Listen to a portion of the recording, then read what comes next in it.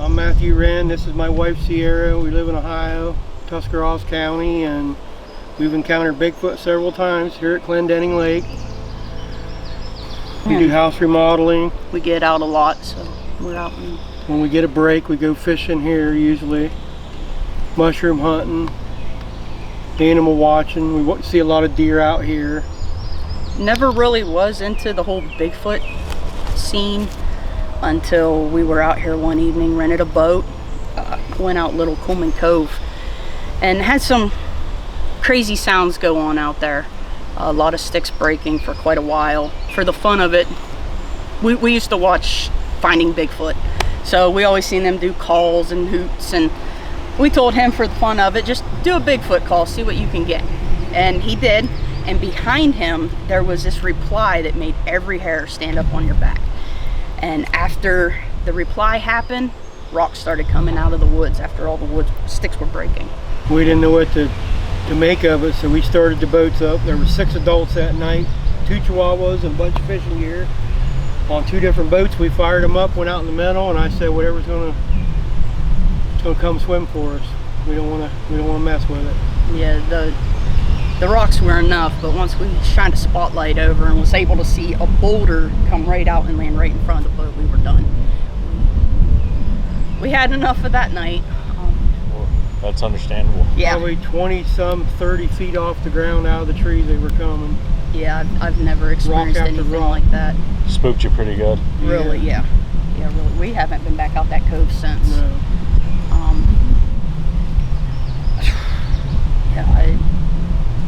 There's some freaky stuff out here. There really is. It's giving me chills now just thinking about everything that we've heard.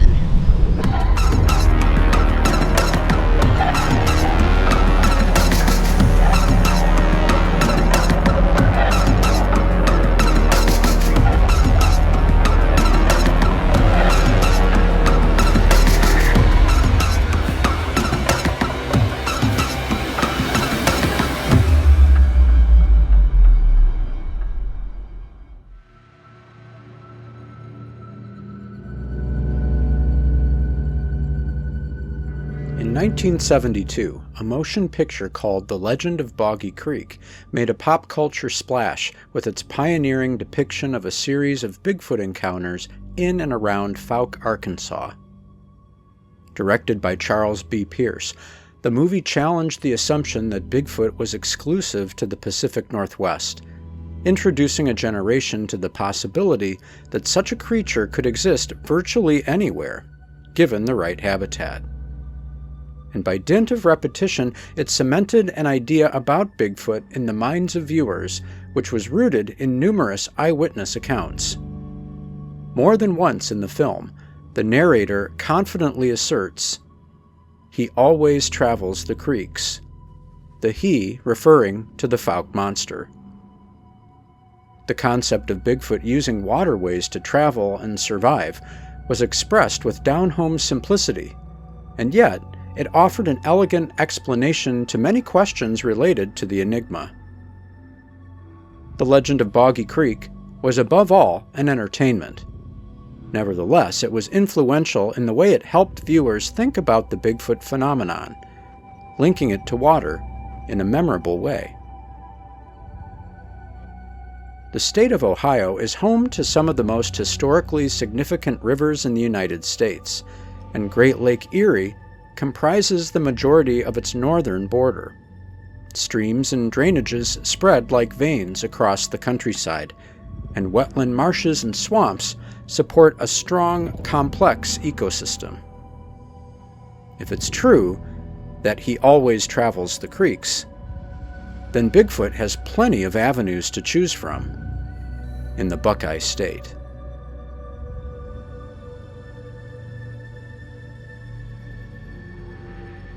So, one thing we're fortunate about here in Ohio is we have a lot of available water, and now our waterways are very healthy. Many animals use riparian corridors as highways, so you see a lot of game trails along creeks and major waterways throughout the country. It's not just Ohio specific, but I would say that following a creek, creeks will always lead you to food. They will normally have available shelter around them. So I would imagine if these animals exist, they are indeed following waterways and exploiting waterways for not only food and water, but also available shelter and available habitat. Do you think that's another reason why they're being unseen, the way they're traveling? Yeah, I would say so. If you think about it, with the exception of road crossings, which it would make sense, you kind of have to cross a road over a creek rather than go through a culvert. I think that would be one of the reasons why they're remaining hidden. And if you look overall, generally areas that have that are really rich in running water have a lot of reports, rich in creeks and streams. So if you look in Ohio, I mean, the Muskingum watershed is most of the eastern part of the state, is the Muskingum watershed, and the eastern part of the state is where a majority of Bigfoot reports come from, and the Muskingum watershed's huge. Do you have any sightings or reports that correlate with bodies of water? Actually, yeah. Well, first of all, most of the places like Woodbury out in Coshocton, I've had reports from there around the dams that are around out there. I've had some reports from the campground over there by the dams that saw eyes or on the other side of the river, by where the dam is. And then there's the one we call Site 1 is literally backed up to the Black River. And I think that's a part of the thing. Like I said, it has two big lakes, but there's also private waterways there, like two small ponds that most people don't even know are there. Like you can't see them from the air. And then there's also a report I had, not from that location, but in the same general area, right from the river. And it literally was backed up to the house, and that's where they had seen this thing coming through a cornfield in the evening. So I think that's what they're doing, is walking through the waterways. It's probably the easiest way to travel, especially at night. No one's gonna really see you, All around the water, as Smokey Crabtree said in 1972, the legend of Boggy Creek, they always follow the creek. In this place, the creeks, the lakes, the rivers, we always look for, in any investigation or setting up for an expedition, we're always looking for water, because every animal needs water. So it's a basic resource, and it offers food besides the hydration and everything else. So absolutely always. Yeah, there's, Bigfoot, like any other creature, needs water to survive. Getting a lot of reports from fishermen. There are several lakes in southeastern Ohio, and I've taken reports of people being out on the water. I actually had one humorous one where a fellow was in a boat and he heard splashing all around him, and he thought that fish were feeding, and so he would cast over there where the splashes took place, and he still didn't catch anything. And here it was a Bigfoot that was on shore that was throwing rocks out on the water trying to get him to leave. And that's what the splashing was. But yeah, they're often seen around lakes and rivers and creeks. I would go so far as to say that the vast majority of sightings in Ohio are sightings that are obtained in and around bodies of water. That's almost, could say, the common denominator in Bigfoot reports in Ohio, or in some way or shape, shape or form going to feature a body of water or a river or stream. One very dramatic example would be that of Tom Priddy. This is a story that was given to Doug Waller, and this happened in 2014. Tom Priddy would bring firewood to the camping areas of Salt Fork State Park, and every time he would go deliver that wood, he would go by a particular creek near the campground. It's on a location near Palmer Road in Salt Fork, and thought that'd be a great place to fish. So finally he remembered to bring his pole and his other equipment so he could fish at that spot. So he and a companion decided we're going to fish there on this day. So it's the middle of the day, and they've got their lines in the water, and they start to hear something on the other side of the creek where they're fishing. And what they observe is something large and dark, apparently on all fours, approaching through the tall grass towards them, towards the creek, which was between them and this figure. And what pops out first of the tall grass is a very large, dark head, followed by a human-like dark hair-covered figure crawling on all fours towards the water. And staying in that position, that figure begins to take a very long drink from the water. And once it's sated its thirst, it stands up on two legs to the height of about 7 feet tall, kind of stretches and looks around. And Pretty and his companion are kind of holding their breath in a somewhat concealed place. They can see this figure very clearly at a distance that they estimate of no more than 25 feet. Pretty's companion coughs, and as soon as he coughs, the figure sort of swivels and locks eyes with the two of them. And once it recognizes that they are there, it bluff charges up to the creek's edge. It lets out this enormous scream and yell. And once it's done that, it seems like it's fairly satisfied with its own bluff charge. It turns around, goes back into the tall grass, drops down on all fours, and crawls away. And Pretty turns around to kind of look at his companion, and I probably give him the evil eye for letting out that cough. He's gone. He's already back to the truck and has locked himself in. But that's just one example, I think, of a water-based sighting, and that's fairly standard in Ohio sightings, where there would be not only water close by, but it factors into the report in some way. Oh yeah, I mean, it seems like just about every one of them has to do with water. I live very close to the Mohican River, and there are canoers that have had sightings. And that's one of the summertime reports, actually. But it always seems that it's very close to water. The activity that we had going on around our house, I've got a creek going through our backyard. There's a big run in front of our house, and it connects up with the Lake Fork branch, and there's 5 branches of the Mohican River that runs right into the main Mohican, and then it continues down into the Kokosing and the Walhanding, Tuscarawas into the Ohio. I mean, it's just, this whole area is just full of water. So every report that I've talked, people I've talked to, it has all been very close to water. Well, we always hear since the legend of Boggy Creek that Bigfoot follows water, but I think that the reality is that most of the food's around water. If you can find a remote beaver dam, almost everything in nature will visit that. If you can find one of those and it's in an area where it holds a Bigfoot, that Bigfoot will come to that body of water inevitably. A lot of times in the summer, we're just now getting into summer, and if we have a drought this year, it gets drier, we'll be looking at bodies of water that maintain water all the time and expect to see, Bigfoot more often in those areas.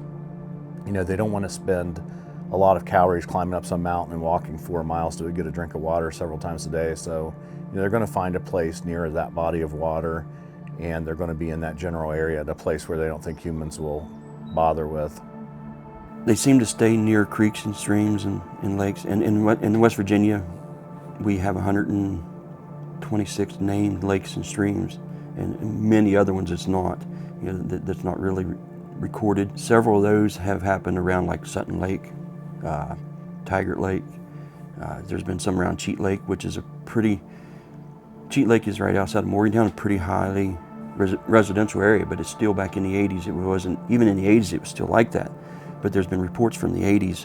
One was even reported to a friend of mine who's a researcher in that area of this thing swimming across one of the finger parts of the lake. And I took one about 4 or 5 years ago. A guy had a sighting just above the lake that was, he was hunting it, come through the woods and went toward the lake. Then there was another one I talked to, a guy here last year. He was driving on I-68 and looked up the right-of-way just above Cheat Lake, and one was crossing the right-of-way there.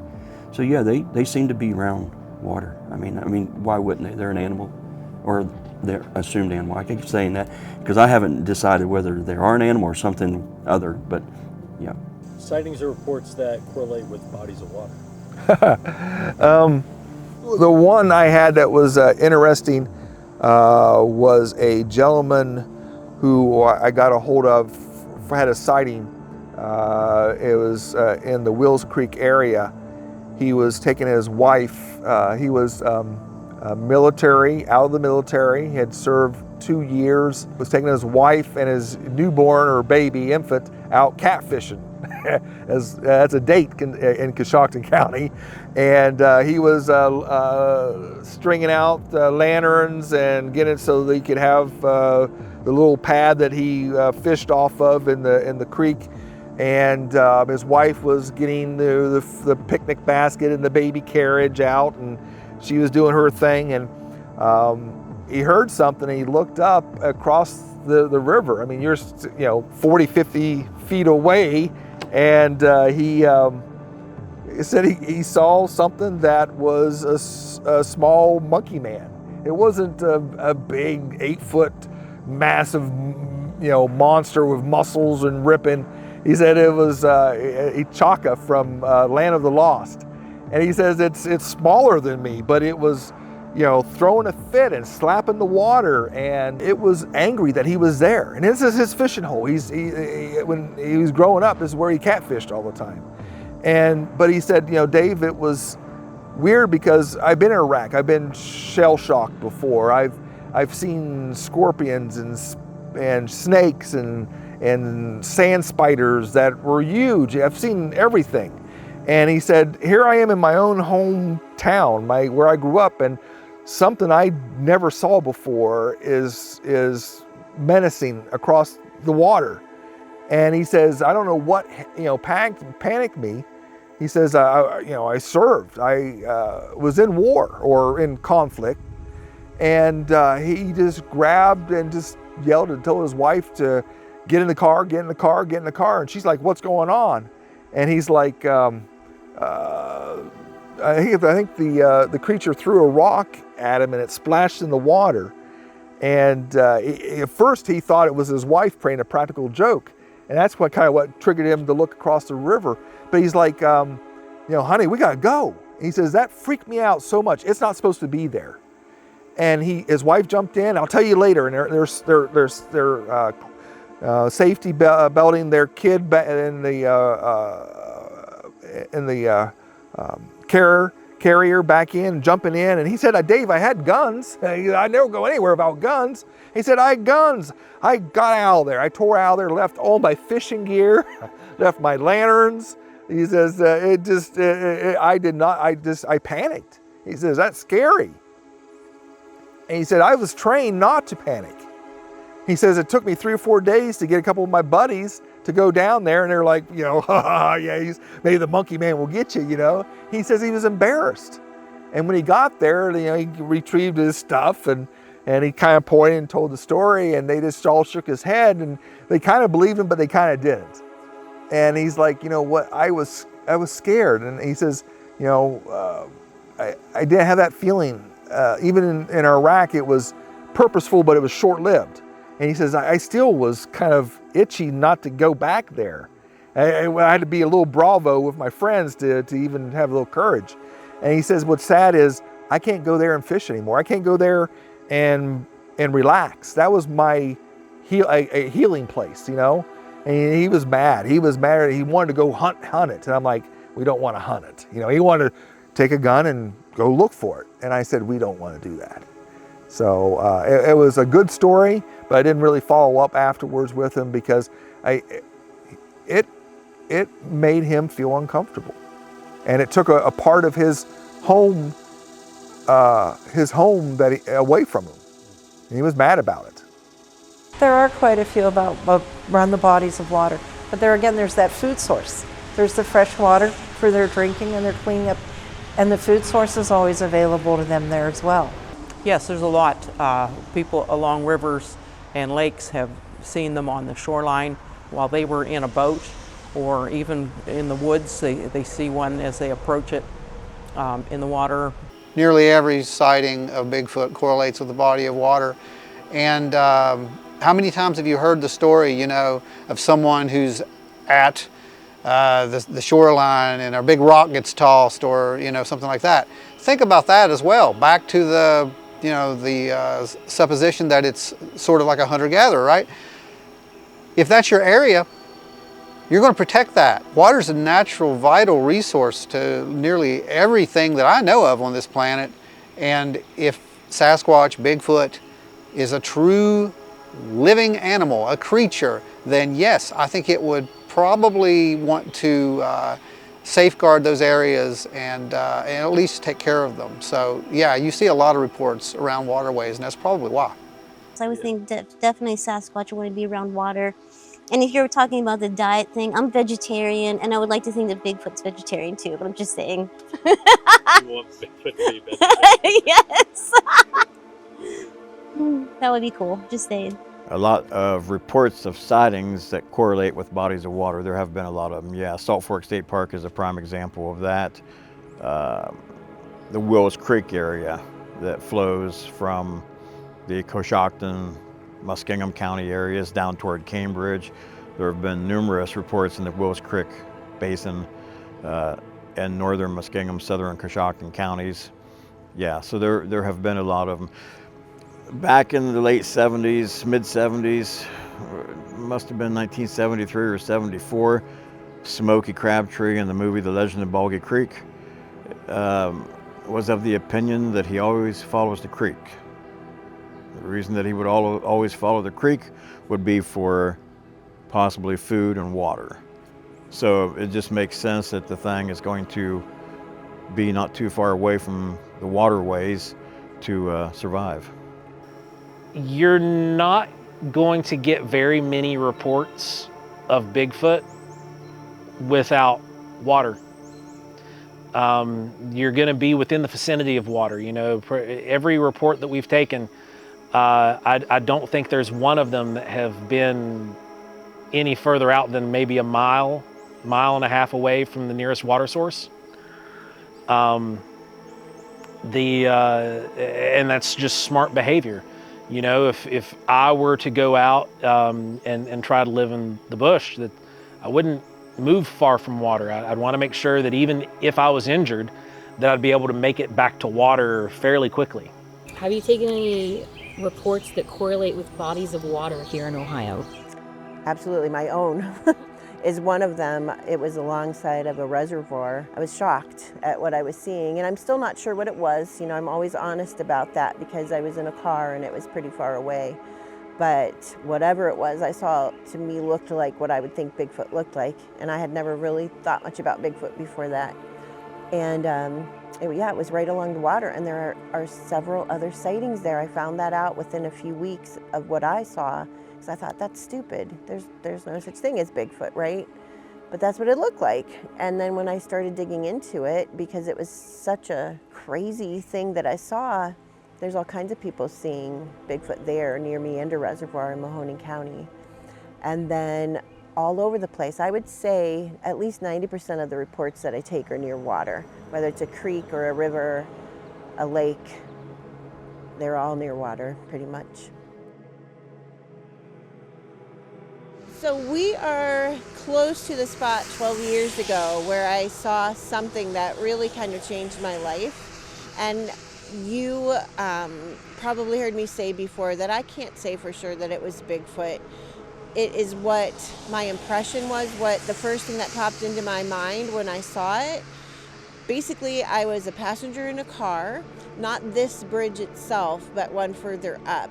The one that we were driving over turns into the turnpike just a little bit after that. It has like a cement barrier in the middle and more lanes and cement on the side, so you couldn't just stop there.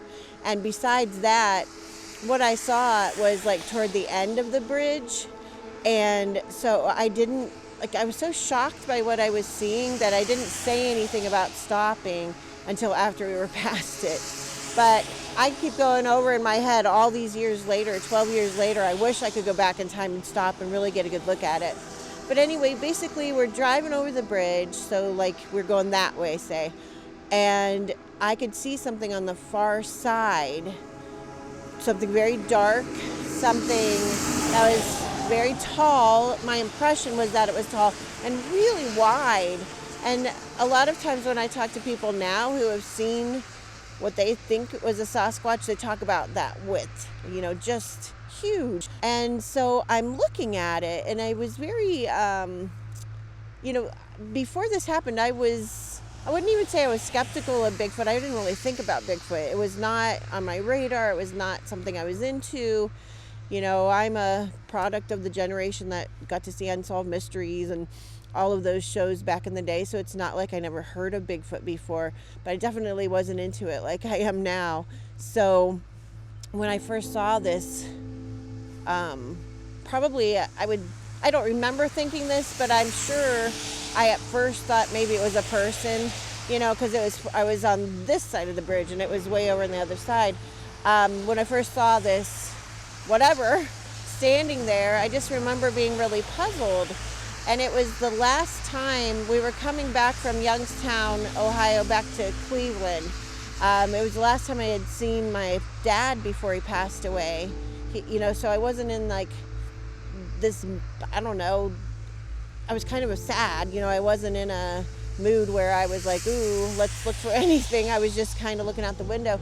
And at that part of Meander Reservoir, if you're looking off to the right, going toward the turnpike, there are a bunch of cement blocks in the water, and they go along, and I've seen them my whole life. I've been over that bridge my entire life, hundreds if not thousands of times. And on the last block toward the shoreline, there were a bunch of birds flying around, and I always thought they were seagulls, but I've been told that they're cormorants.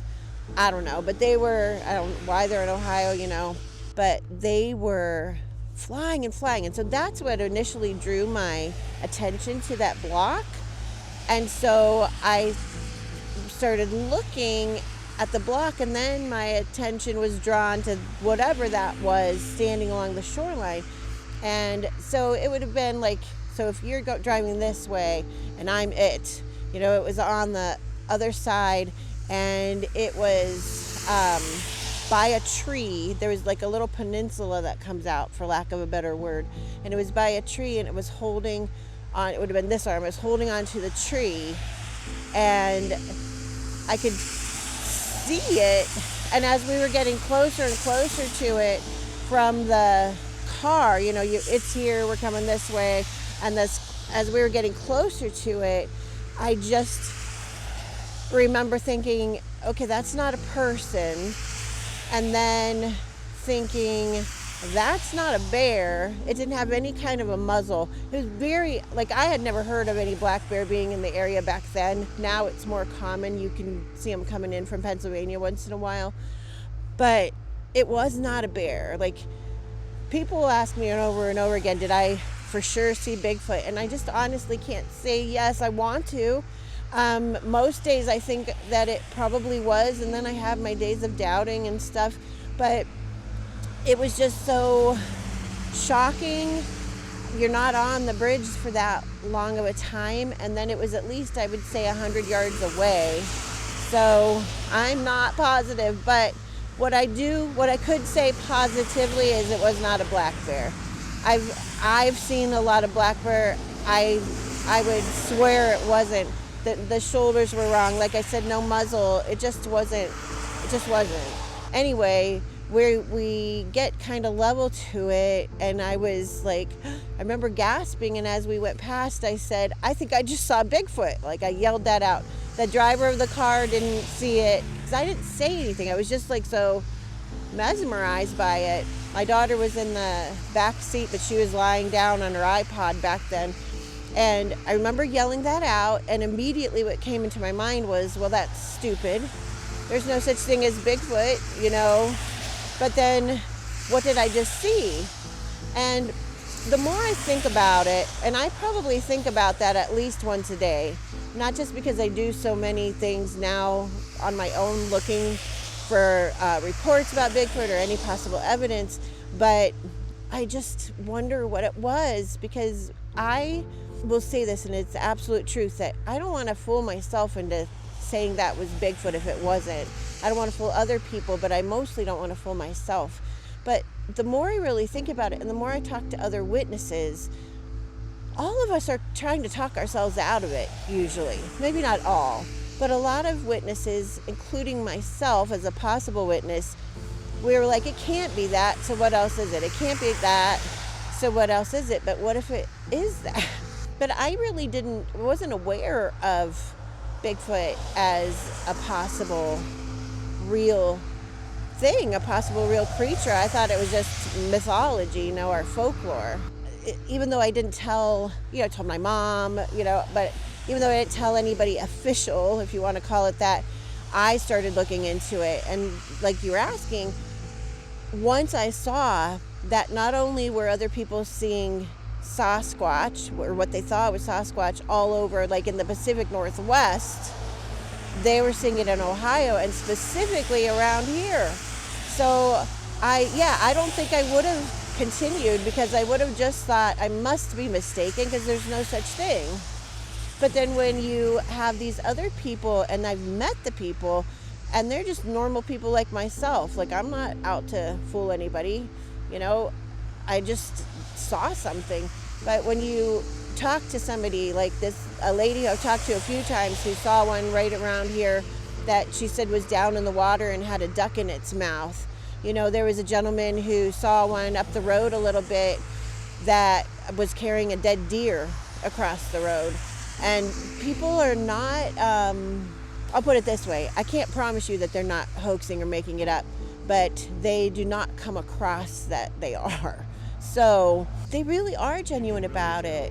I've talked to people that cry when they give you their story, because they were either scared and that it's bringing that feeling back, or it's just very emotional. Like I get a little bit emotional about it, because it's just something that has happened to you. You can't prove it to anybody, and you're just trying to prove it to yourself. I just want to know for myself that it was really real. But I'll tell you this, if what I had seen in that same exact location was a deer, I would be able to say I saw a deer. If it was a bear, I would have been able to say I saw a bear. If it was a cow, whatever. But because it was something that was so unusual, my mind can't say that. And it's kind of, I'm just being honest about it, but it's a little bit of a shame too that we doubt ourselves, but I guess it makes sense.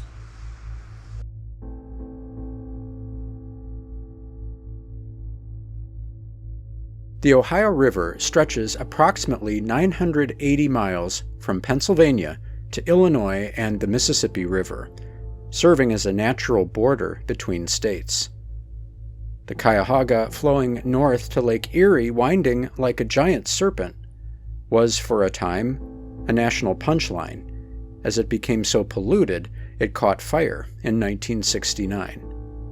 Today, it symbolizes success in environmental reform and conservation efforts.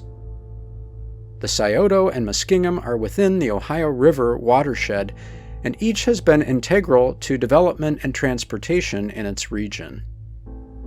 All of these are fed by creeks and streams of various volumes, many of which pass through relatively uninhabited areas. And it is in such isolated locations that a large animal could pass unnoticed, until detected by an intrepid human being.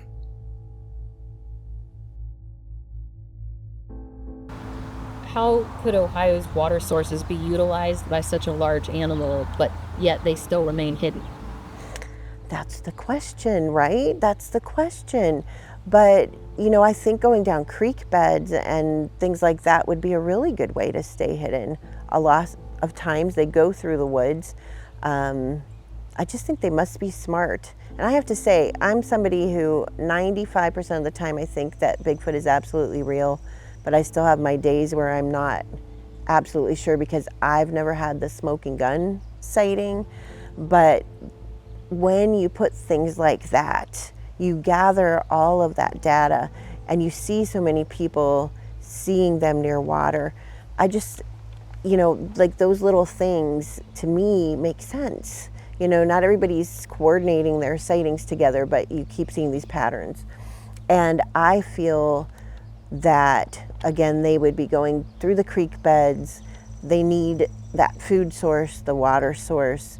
You know, I haven't taken a lot of reports near recreational water areas, you know, myself, but that's where I think they would be more likely to be seen, you know. Sometimes you get a report like Salt Fork Lake or Mosquito Lake, something like that, but usually it's just the smaller creeks and rivers. Well, I mean, Legend of Boggy Creek, you know, it always follows the water. I think Woodbury is a great example of that.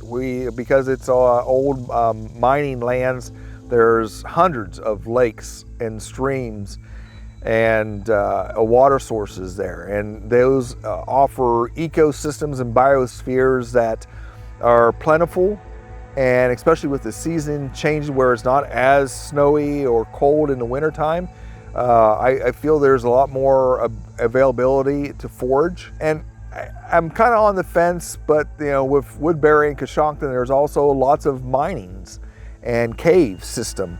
If you look at, I think, I forget, the Ohio Department of Natural Resources, I think it is, they have a map of all the old mine shafts and mining that happened directly underneath our feet here. The temperature stays the same in those caves.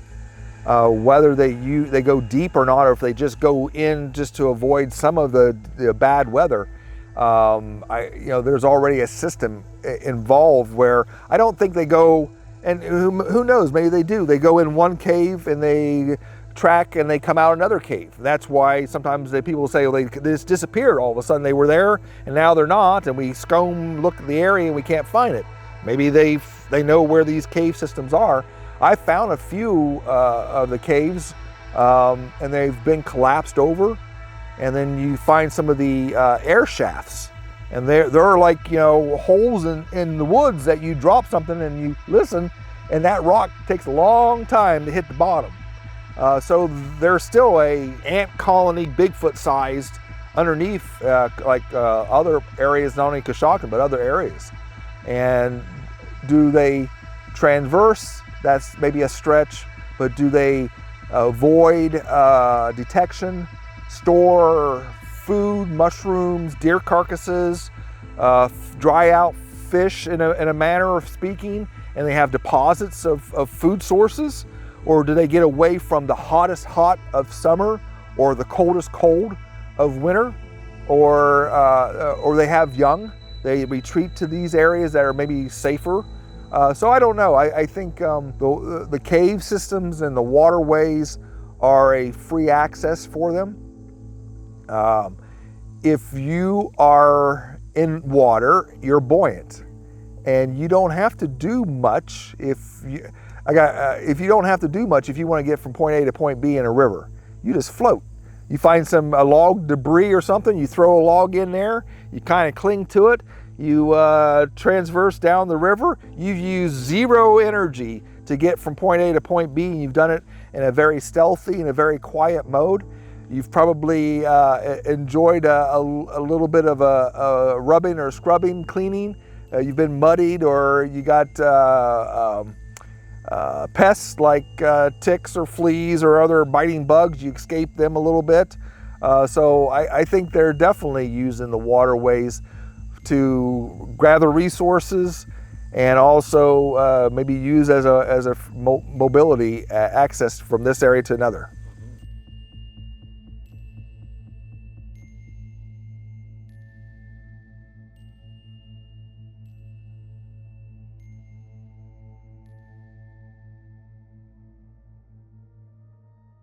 I think I've got a couple, I have a picture of a bizarre structure, which I'm not always into structure stuff. It could be a lot of things, but there was one we did find. And the thing that the reason I found it so interesting and I made sure I documented everything was because it was literally next to a creek, a small creek. So it was like this, it was in the middle of nowhere. It was like a bow kind of thing, but it was anchored down, like woven, and then it had a few things against it. But it was, like I said, I mean, literally, like you could walk right out, go grab a drink, go right back. It was right there. And I thought that was just a bizarre case scenario. But yeah, but I mean, it's a food source. You can find like I mean, I don't know if they eat crawfish and stuff, but I'm pretty sure they do eat frogs. And I'm sure that it's just like, oh, they were talking, like I know like in Beaver Creek, the other thing we found was like freshwater clamshells. They were like all over, so I'm sure they use it as a food source too, you know, for things like that. There's so many of them. I mean, this you look at the Muskegon watershed that controls over 20% of the water in the state. They have all the different lakes, Tappan Lake, Glendenning Lake, you know, we have Salt Fork, which is a different one, Pleasant Hill Lake. You could go on and on. The one thing Ohio does not hurt for is water, so it offers many different places and spread out, especially to the south and the eastern part of the state. Well, being from West Virginia and knowing what we know here, the Ohio water sources probably aren't terribly different. I do know that we have found a trend that goes along the Guyandotte River, goes and dumps eventually into the Ohio. And there have been a string of reportings that move up and down the Guyandotte River. And it's possible that these things could be using waterways to move. Again, I wouldn't want to be terribly far away from water if I was one of these things, especially if I was gonna be out and about. I wanna be close to water, just plain and simple. I wanna have a healthy water source that I can get to to drink, so that way you don't get dehydrated. If you're out moving around in extreme temperatures, especially, you're going to want to be near water. So these water oases, or if you want to call them that, or these lakes and rivers and streams, you're definitely going to want to keep an eye on some of these things, because you're very likely to have more encounters occur near those areas of water than out in an open field. Well, they can drop down on all fours. Most of the reports you get, they're on 2 feet and slightly hunched over, but they can drop down on all fours, and they're even faster that way than they are when they're bipedal. Doing so, they're able to be more concealed, and they can travel the creeks and not be spotted as easily as they would if they were standing upright. It's mostly rural. I mean, in this part of Ohio, you know, a lot of people think that there's houses on every acre of the riverfront, but it's not. I'd say there's more rural waterways than there's not. And of course, even if it's a bigger river like the Mohican, you still have stretches of just farmland and miles where they wouldn't be seen. Those, you know, we like to canoe in the places where people aren't. And so we could float for an hour and not see a person or a building or a house. But then again, there's so many tributaries that are just kind of tucked away into the trees and you know, the forest areas that they could easily get as much water as they want and never be seen.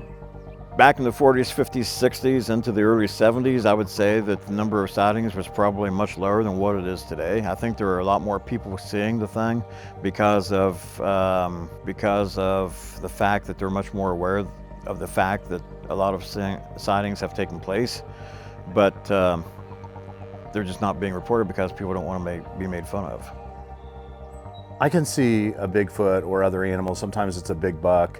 You know, they'll be in a part of a park, around a river, some body of water. There's always these areas that are swampy, that are inaccessible, that people just don't want to get into and go to. So sometimes, you know, it can kill 2 birds with 1 stone. You can have an area where humans don't like to go to or visit. They're not hiking through or hunting in. And the same way, it's an area that probably provides a lot of food and security for an animal like Bigfoot. I think it's a good possibility that they could do that. I've heard that they swim, maybe to get to locations or to follow deer or other prey.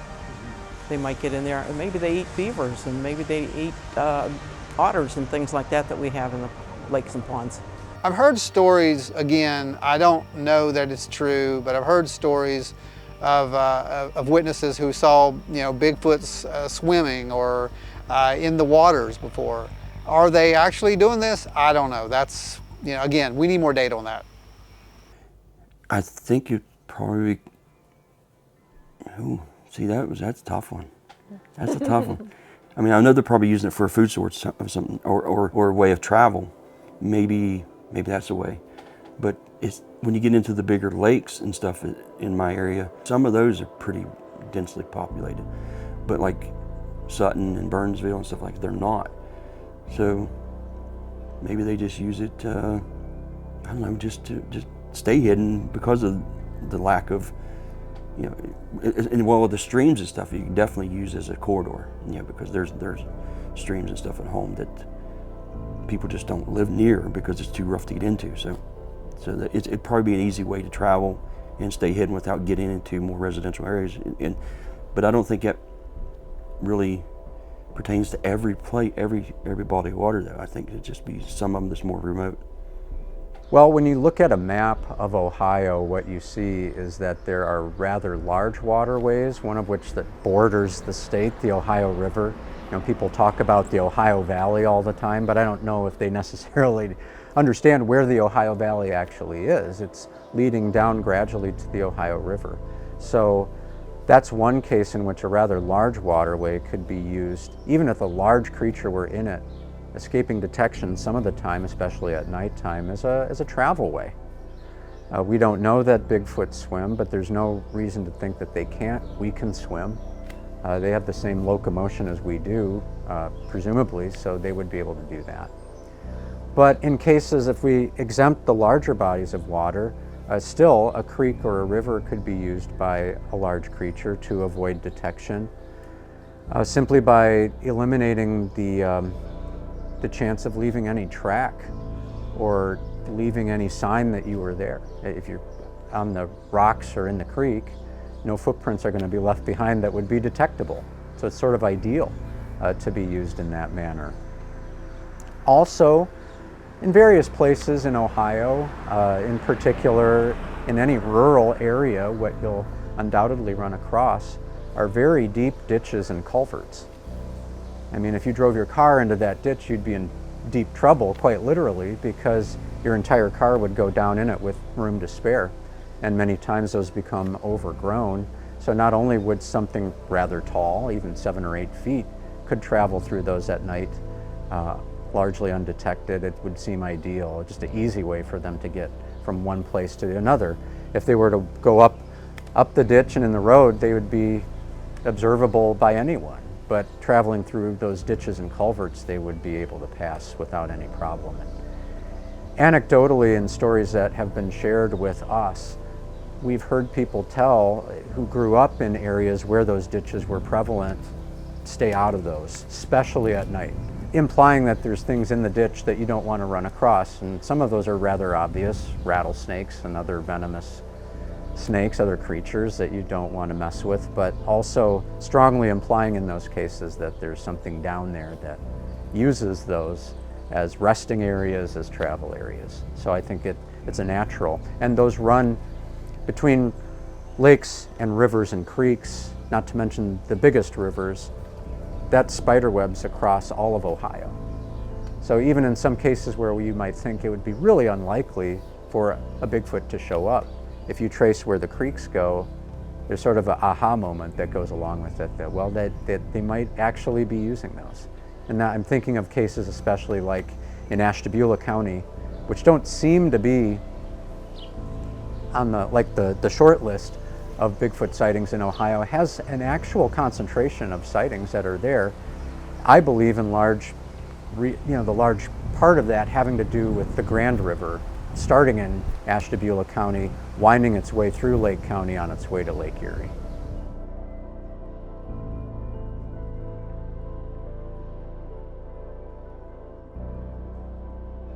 Tell me about how this experience or these experiences has affected your day-to-day life and your hobbies and recreation.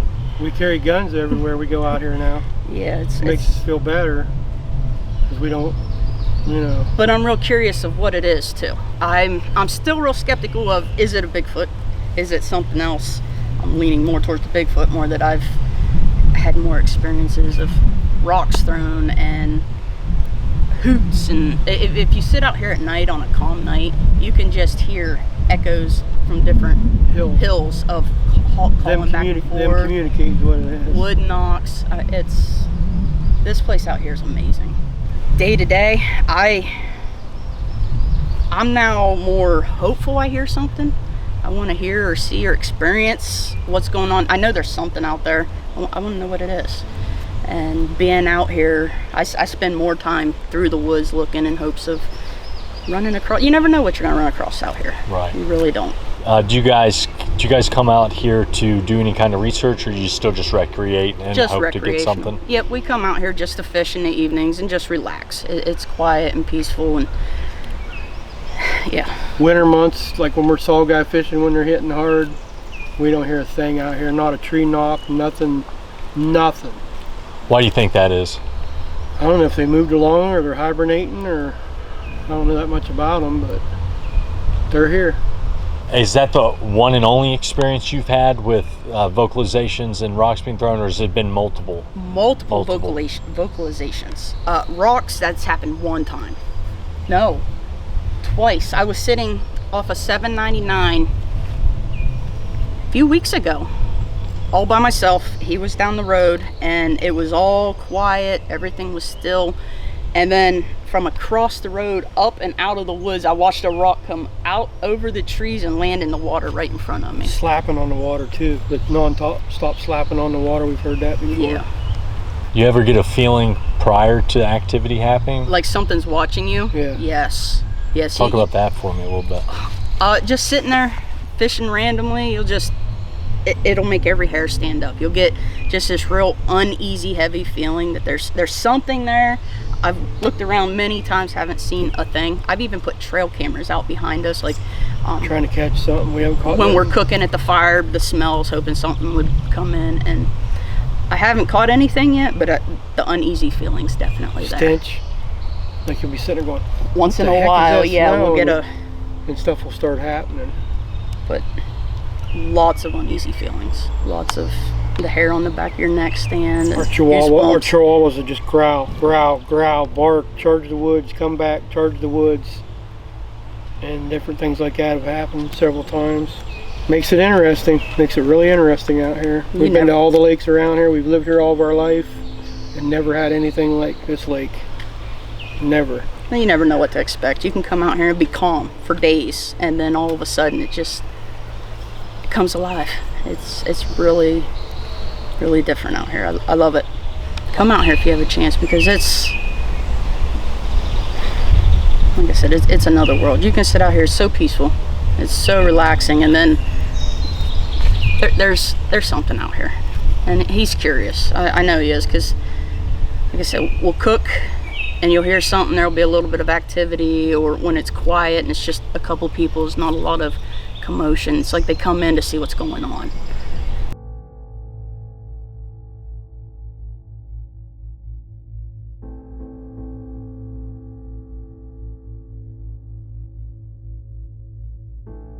Have you heard any reports that suggest that Sasquatch likes fish or any other type of aquatic food that it might have access to?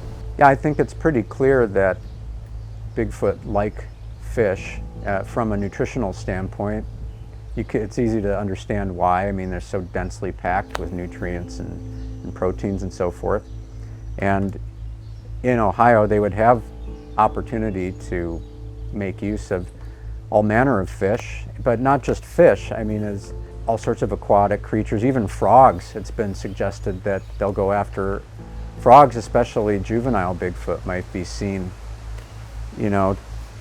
hunting down a frog in order to obtain it for food. And so that's sort of apocryphal stories that are told about Bigfoot and fishermen, and like a fisherman offering Sasquatch 2 fish and he just takes one, returns the other one. I mean, those are cool stories. I don't know if those are verified or truly documented or not, but you hear a lot of fishermen giving reports about hearing rocks being thrown at them. That is an Ashtabula County story that I'm aware of, is of someone fishing by boat and rocks come sailing out of the woods, landing near their boat in a sort of a clear sense of get out of here. He didn't confirm any visual of a Bigfoot throwing the rock or hear anything else besides the rocks, but something's throwing the rocks. He was convinced of that. He thought they were fish splashing, but then he heard and saw the rocks coming out of the woods, and that was at the new Lime Wildlife Area in Jefferson, which is in Ashtabula County. There's a whole series of lakes and streams in Ashtabula that evidently support the type of food sources that a Sasquatch might like, as well as providing that type of travel opportunity. One of the first things that I found early on about 25 yards away from a lake, was a bone pile of turtles. I remember walking across it, and I saw it and I said, there is no way that this is what I think it is. So I walked in and made my way through the brush and thorns, and sure enough, there were multiple turtles that had been ripped apart. The carapace had been ripped apart, and then the bones were laying there in the pile. And there was no meat. They were just picked white, clean bones and a few shells. I'm sure that they probably do. There's been reports where they've been seen by creeks or waterways or lakes even. One expedition I was on, the first time I ever had a rock thrown at me, we went across the river the next day and we found a pile about that big of mollusks that were already just dipped out, and the shells were all just sitting in a pile. So I would say yes. Yeah, I've heard stories of fishermen having fish on a stringer, and the Sasquatch will come up and grab the stringer. Same thing with trot lines. People have reported having catfish on trot lines, and when they go to pull it up out of the water, there's somebody on the other side pulling that way. So there again, they'll eat just about anything, and they're very opportunistic. Yes, I had one. There was a river where there were 6 sightings within a few months of each other, different people that had been kayaking or canoeing down that same river. And all of them, people that didn't know each other, talked about this creature that was down in the water, looked like it seemed to be like looking under rocks and things. So it could have been crayfish, it could have been fish. There are some like mussels around that area, and all of them said that it seemed to be trying to eat something, and a few of them said that it was eating. I say it like it's the same one, I'm not sure, but it kind of sounded like it from the way they were describing it. There's one section of the river where there was a report where they were eating the clams or the mussels, and they were startled when somebody came by on a kayak, and they had like a big old pile of them. So yeah, they'll scrounge around in the water looking for stuff. Now, we don't have salmon or anything like that like they have out in the Northwest, but we've got clams, we've got crawfish, and all that. But I did get the report about the clams. So there have been reports of Bigfoot type creature eating dead fish right beside the Muskingum River down near the southern part of Coshocton County, near a town called Conesville. I think there have been 1 or 2 reports that I've read where a Sasquatch had been seen eating something like a crawdad or something like that. They're opportunistic on what they eat, I would say, just like a lot of other animals are around the forest. One good area you could go to look for them if you're living in an area would be out where there are orchards, apple orchards or pear orchards. Once those start falling off the trees, the reports of sightings that have actually increased in those areas, because it's just going around and picking up the food off the ground and taking it with it. Yeah, I mean, we go back stories hundreds and hundreds of years from the Native Americans that, they would see a Bigfoot in their nets, or it would tear up their fishing nets, sometimes taking their stringers or whatever it happened to be, and whenever it would do that, they would just leave that fish. Sometimes they would even leave an offering of fish if they thought that a Bigfoot was in that area. It's common still for fishermen to see Bigfoot in that area. Oh yeah. Yeah, there's reports where they've come into fish camps and taken the fish that people have on stringers or near, and they've taken them. So that's why I think a good possibility, a lot of their food source is fish. And you're looking even in the Pacific Northwest, there are large animals up there, and there's deer up there, but the fish industry is huge, and why not? Why, salmon and stuff like that, and the same way up into New York and where there's been sightings, and so why not? I kind of think they might do that because they like to be out of the way. They don't want to be seen, and that would be an easy way to get to one point to another. I don't have any data on that whatsoever, other than some anecdotal evidence that pertains to, again, back in the early days when Glenn was working with Robert Morgan, they would gift the Bigfoots, and one of the gifts would be fish. So, do we have any data that suggests Sasquatch likes freshwater species for food? You'd have to just scour the witnesses' reports and find out what they saw. Again, I don't think we have anyone that's actively watching a clan eat. So you have to, when you get the reports, you have to kind of do your due diligence and ask them what they were doing, where they was doing it. I've had reports where in Woodbury, near the hunters camp up there, where people are looking for mushrooms. They're out, the humans, the witnesses are scourging for the morels, and they see the Sasquatch. And is it there also? Is it watching them, or is it also in the area looking for morels? Is it picking berries? Turtles.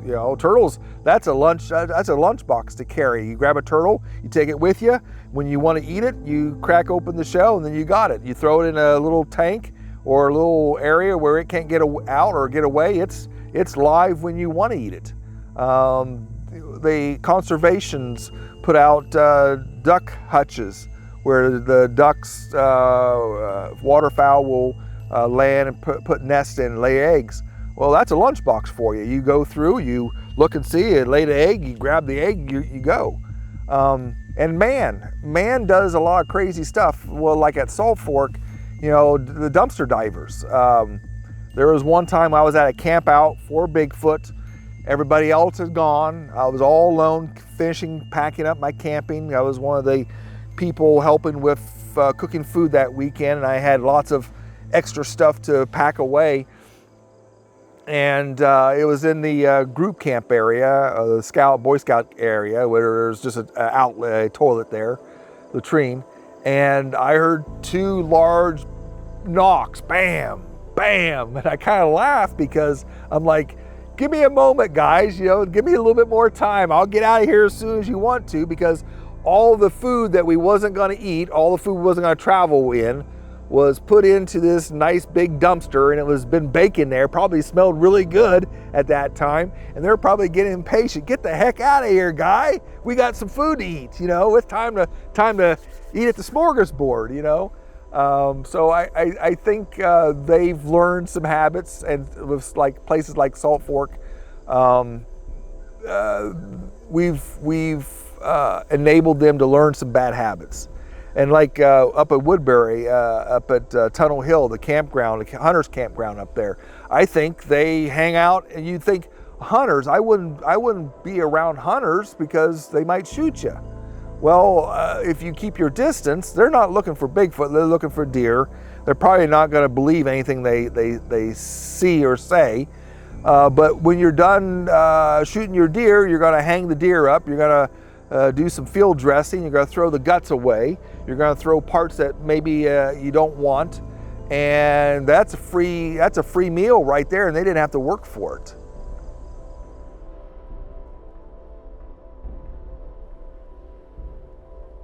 It stands to reason that those who hunt and fish in Ohio's natural areas would have encounter stories to tell, with water being a common element in many of them. Even the man-made lakes of the Buckeye State play host to Bigfoot activity, outnumbering natural lakes at a ratio of 20-1. The most prominent with respect to this subject being the sprawling water system created at Salt Fork State Park. There, fishermen have not only observed Sasquatch drinking water from the creeks, but also have been warned away from certain fishing areas by aggressive behavior, like rock throwing. This at least suggests that Bigfoot value fish and other aquatic food for the same reasons humans do: their dense nutrients and overall availability. Such behaviors point to a biological reality for Bigfoot, driven by instinct to live in close proximity to water.